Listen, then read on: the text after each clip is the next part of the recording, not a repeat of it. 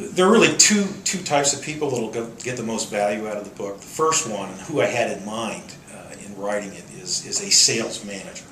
So this is someone that's leading a sales team. It might be a manager just with reps underneath, or it might be a second level sales manager who has sales managers reporting to him or her. Again, back to the idea of training and continuous improvement and thoughtful discussion is read a chapter of the book and then have that discussion with your sales team. Flesh out the idea. Take what I've written down. I mean, that's just a starting point. I mean, there's all kinds of embellishments and additions and frankly improvements that can be made on the idea. So that's the primary audience, I would say. The second one that's maybe more important is the aspiring sales manager. Now here's someone that might be a very successful salesman or saleswoman and aspiring to get into a management role. I mean, that's a very, very different kind of thing. I mean, learning how to be a coach and how to coach other individuals is tough to do. So reading these series of ideas and then having a discussion with a peer group or a friend or a spouse or whomever, it's also, I think, good practice for someone whose career aspirations include getting into a sales management kind of role. I think it's absolutely essential for any sales professional, and that's a sales rep, manager, executive, vice president, you know, the lowliest sales trainee there is. You just have to just crave more information. And today there's so much available. You've got text, you've got audio, video, blogs. I mean, the sources of information are tremendous, and you just got to read, and then as the title says, think about it. It's more absorb the information, get it into your head, let it combine with all the other stuff that's already in there, and then hopefully the final source is, I think, by connecting different ideas. I don't know how many brand new creative ideas I've come up with. But I've combined a few things that never got combined before, and I think it's inspirational personally, and I think it also adds to the knowledge base of folks that are students of the sales profession. Process and metrics.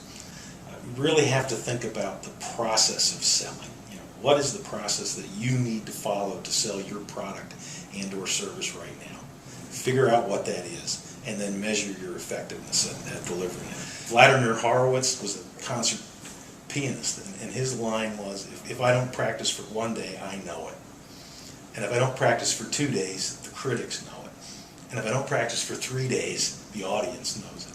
It's my belief people really need to be serious about sales process engineering and think of it in terms of engineering the process.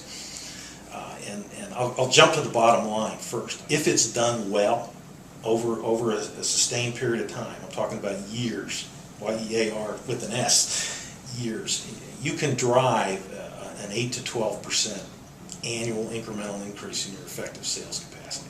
My first book kind of laid out what is sales process engineering, the dolphin and the cow. This one, think about it, talks about the discipline of getting better, and then actually proving that I'm at least trying.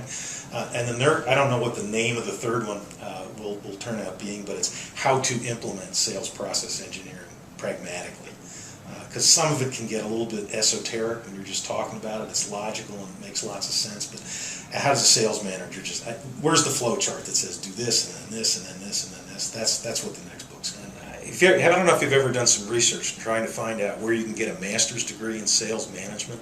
I mean, it doesn't exist. It doesn't exist, which means you've got to invent yourself. So I believe every sales manager in the world, it's absolutely incumbent on every sales manager in the world to operate a university of sales for his or her company.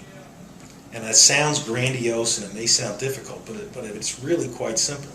Take the book, or you don't have to take mine. I mean, there's other sources of brilliant ideas. I think mine are better, of course. But just this is the starting point for a university of sales. Take a chapter, carve out 15 to 30 minutes on your monthly sales meeting every single month.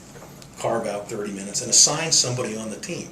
Okay, you're going to lead the discussion about chapter 45.